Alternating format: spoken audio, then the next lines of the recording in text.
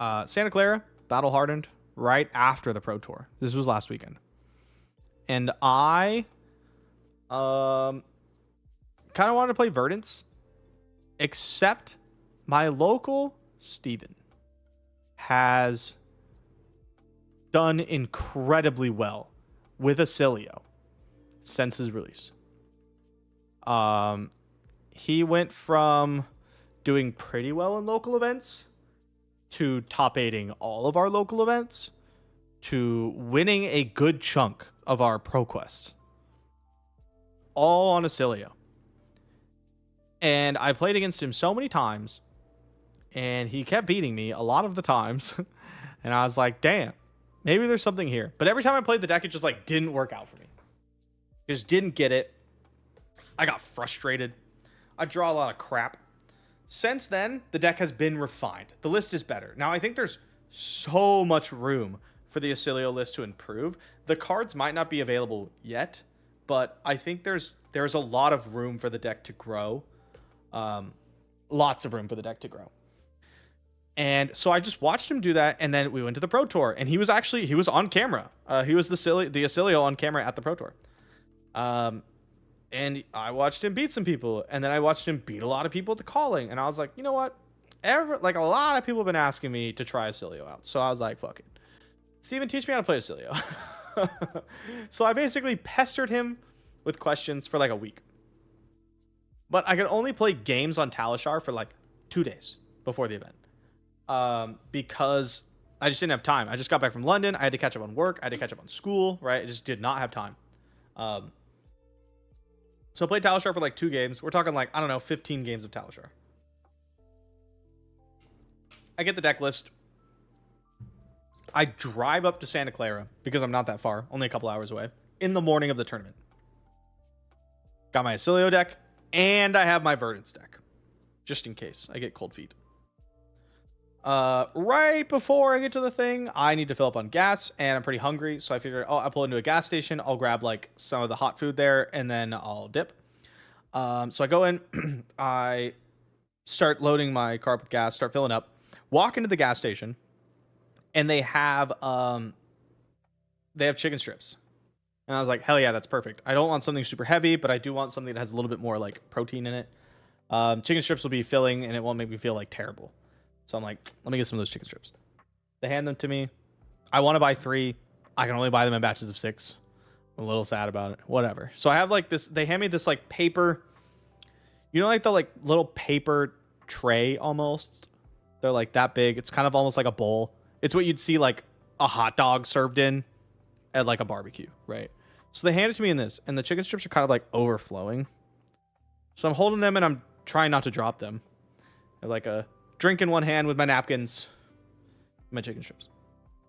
And I'm walking back to my car, and I'm getting kind of close to the line time-wise because I'm not in the event. Like, I'm registered. I double-checked, but they don't have me in, so I probably need to go in. Usually, there's an issue with my name because I know it's shocking, but my parents didn't actually name me MajiinBae, right? My name is Caleb. And so sometimes when I'm registering, I have to put in my real name for the payment stuff.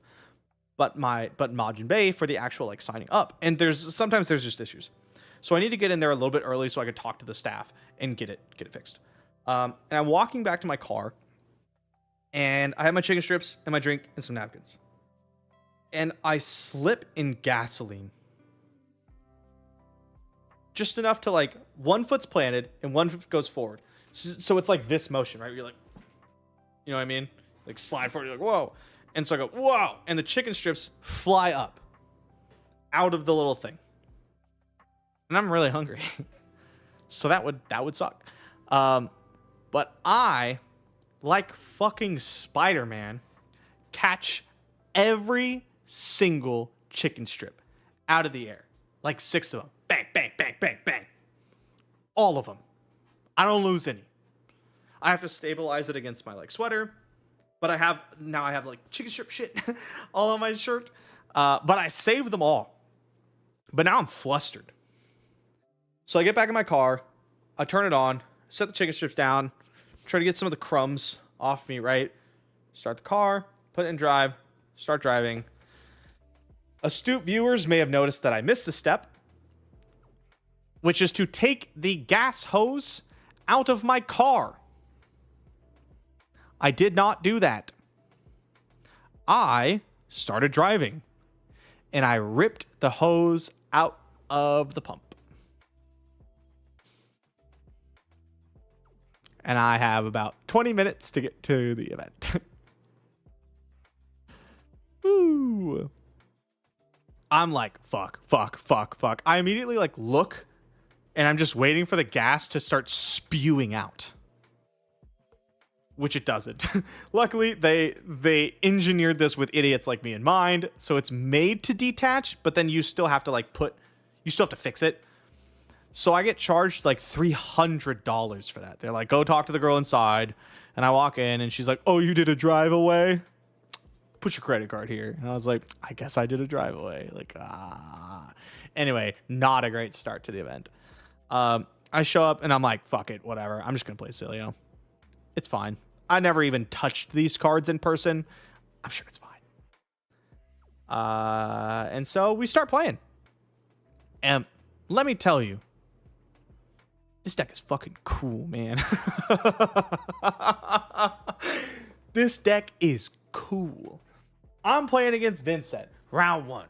And there's a spot where my opponent has a 3-cost RuneGate card banished.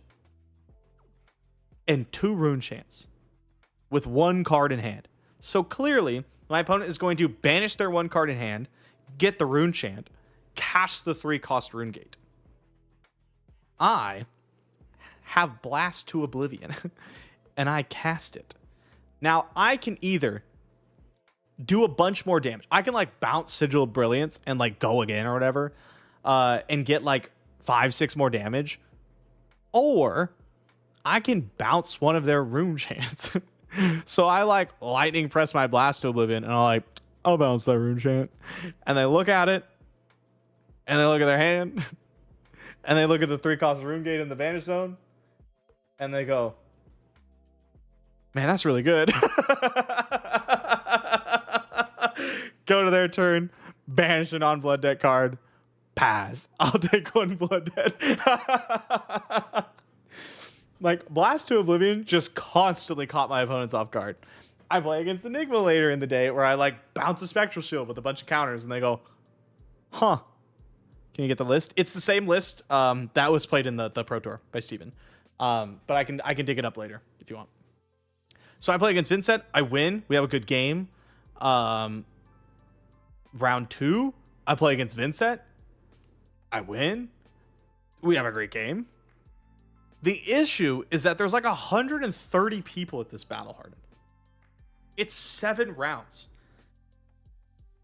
It's 7 rounds. And it's a clean cut to top 8. So you have to go 6-1 to top 8 this Pro Tour. The card can do that? Yeah, it's so sick. Okay, the coolest thing I did with Blast to Oblivion was actually in a Talishar game where I played against a KO who had 5 cards and an agility token and a might token on board. I cast Blast to Oblivion. I cast the Sigil of Solace, and I bounce his agility token, and he just doesn't play any cards for like 30 seconds, and then plays Swing Big and IP3s and pass.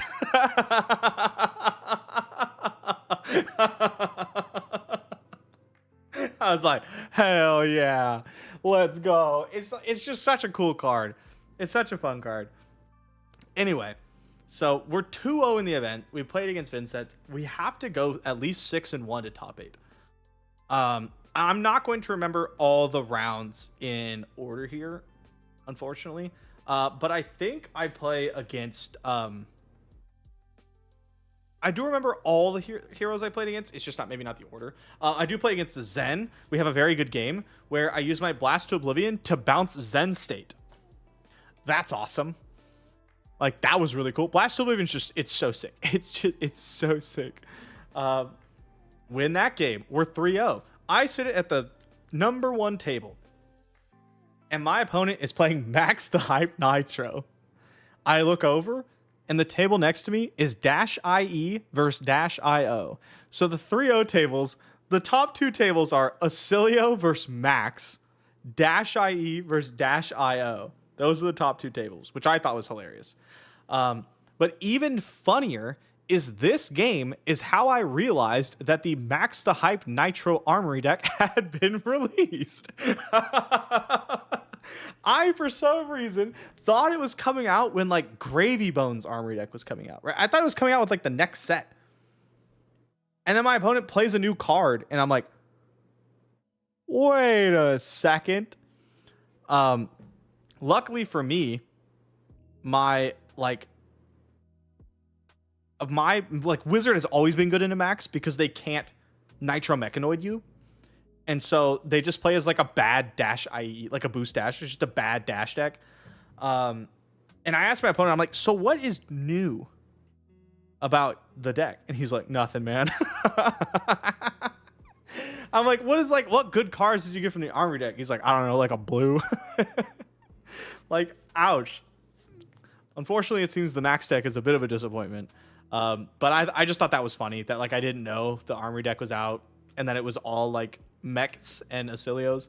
There were like 5 Oscilios at the event, and at the end of round 3, 3 of us were 3-0. Mr. Shifty Prince was one of them. Super cool. And yeah, so it's just like it's kept going well. I played against an Enigma where I had like a super pop-off turn. And I win that game. I'm 4-0, and then I run into my buddy France, who you may have seen lose the win-in to top 8 of the Pro Tour on feature match against Sean. He plays Arachne Marionette, which is not a great matchup. I quickly run and ask Steven, what do I put in my deck against Arachne Marionette? I ask my buddy France, I'm like, hey, how do I sideboard against you? I'm like, am I supposed to play these? And he's like, yeah, you should probably play those. And I was like, and maybe I take these out. And he's like, yeah, take those ones out. So he was helping me sideboard, which is very kind of him because I did win that game. I did get there. So I'm 5-0. I got to win one more game. I don't think that's the correct order. I think I was 5-0 and then I played France. But again, I'm not completely certain of the orders here. I play one more matchup. What was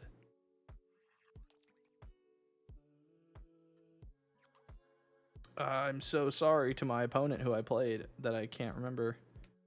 But I end up going 6-0. And then I play against Aurora.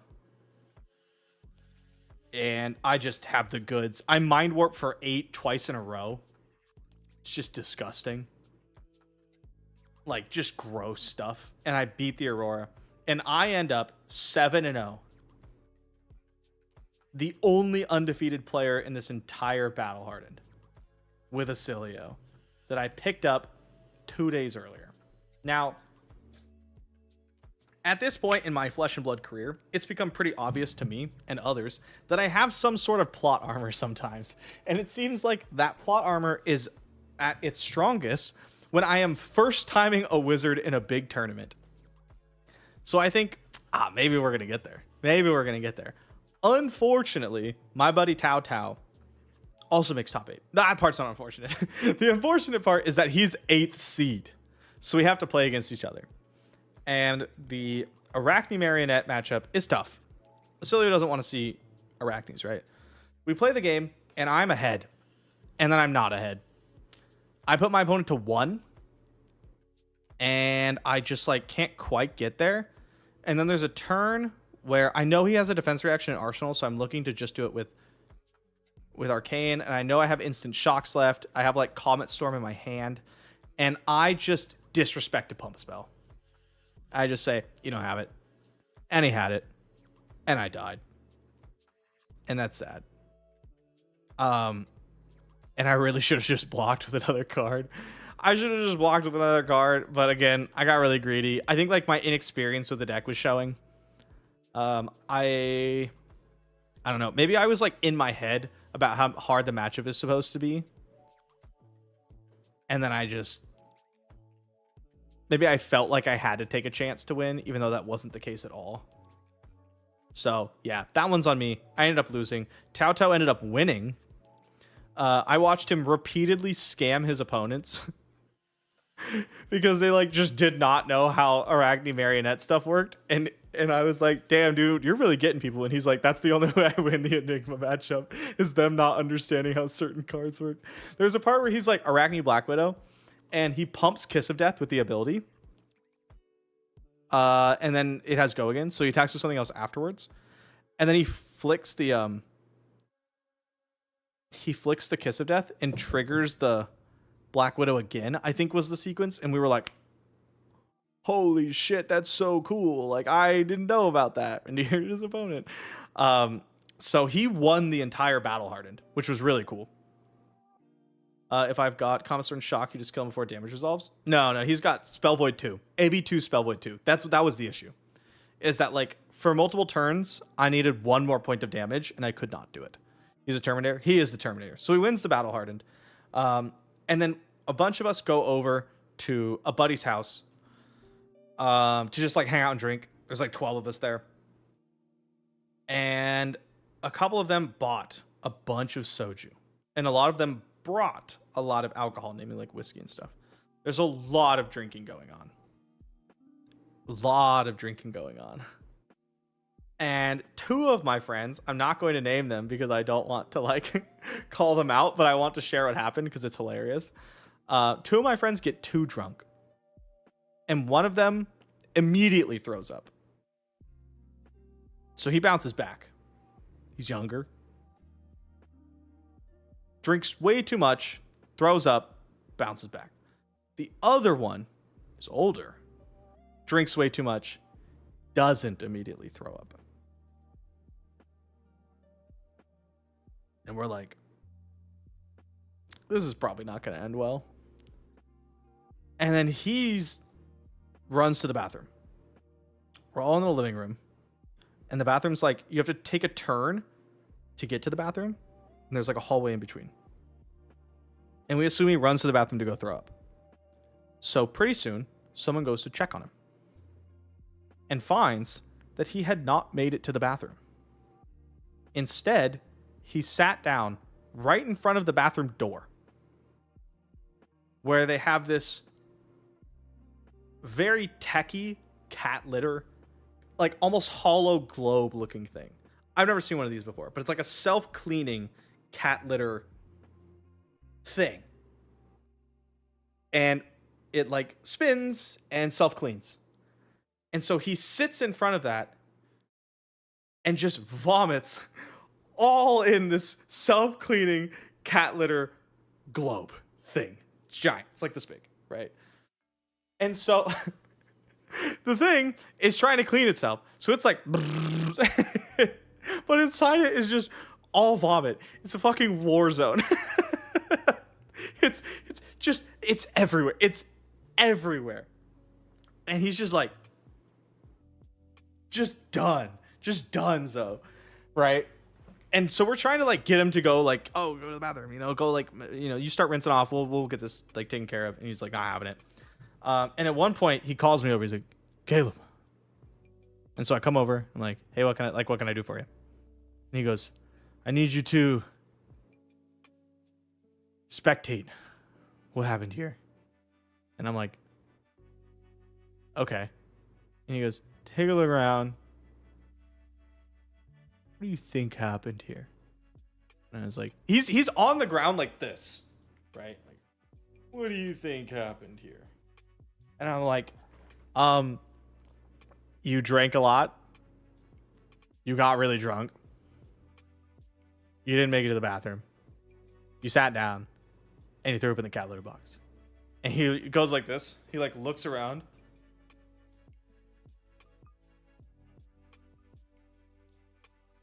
Yeah.